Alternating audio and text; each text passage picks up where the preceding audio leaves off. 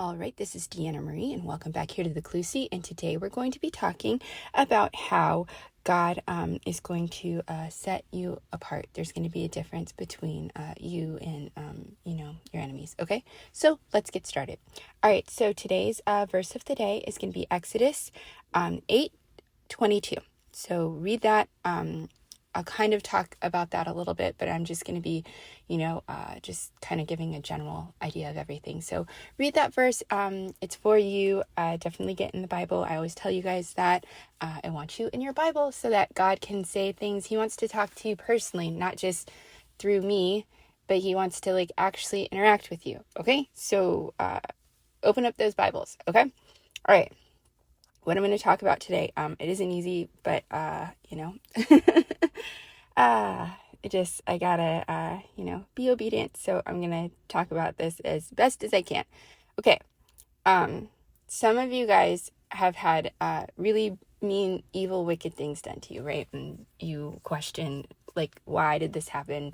God, why would you allow this? Okay. And I always try to tell you guys, some things you're not going to know.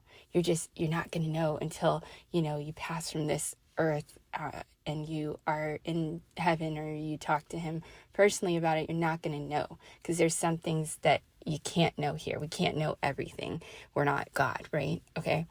So there's just some things that you're going to have to learn to make peace with, okay, here sometimes, okay? And that's okay, because you're just never going to know.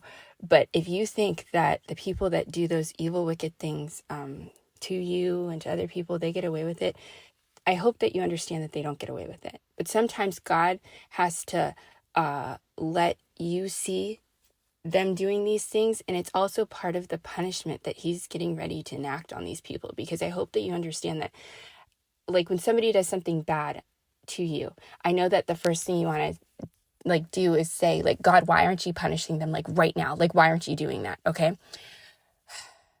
Sometimes God has to let them understand why he's getting ready to do what he's getting ready to do to them. And he needs you to see them for who they really are as well. Okay, so for example, Pharaoh. Pharaoh was doing all the mostest with the people of Israel, right? He had them as slaves. He wouldn't let them go. Moses told him, let my people go. How many chances did God give him before he actually ends up killing all of the Egyptians' firstborn sons? Pharaoh had chance after chance, and he was playing games with God. He knew that, it was the same old routine. Moses would come in there and he would say, God's going to turn all the water to blood. Okay. And then he could call Moses back in and say, all right, I apologize. Just tell your God to make it go away. And then he got into a routine of that. And that's the same thing your enemies probably did. They thought, I've been doing this forever. I always get away. I get away with it. And they were playing mind games with God. God's done playing mind games. I'm telling you right now. I don't know who this word's for, but God is done playing mind games. He's not playing them anymore. He's not entertaining it anymore. And it gets to the point where Pharaoh and Moses, they basically just stopped communicating. And that's what and I told you guys, it's always very scary when God doesn't want to communicate with them anymore. He's not listening to their prayers. He's not listening to them anymore. He's warned them. He told them not to do what they did. They did it anyways. And now is the time where they're going to see judgment. Now, the Bible verse comes into play because it says in that Bible verse, if you've listened to me thus far, I'll give you a little, for once I'll tell you what the Bible verse was about.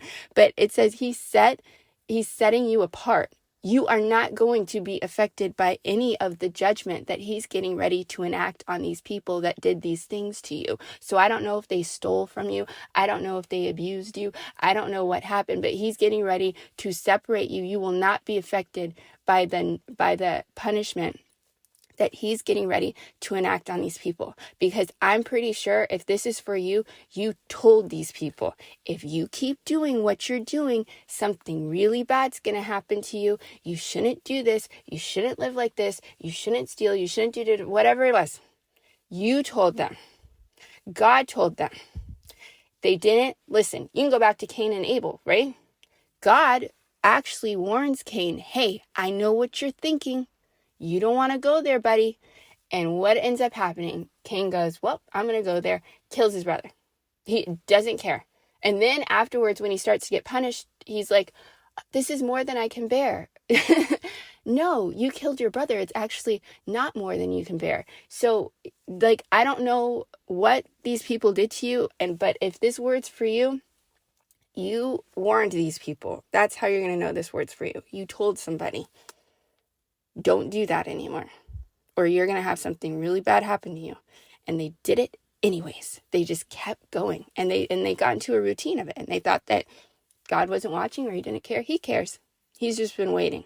And now you're getting ready to see the punishment, but you will not be affected by it.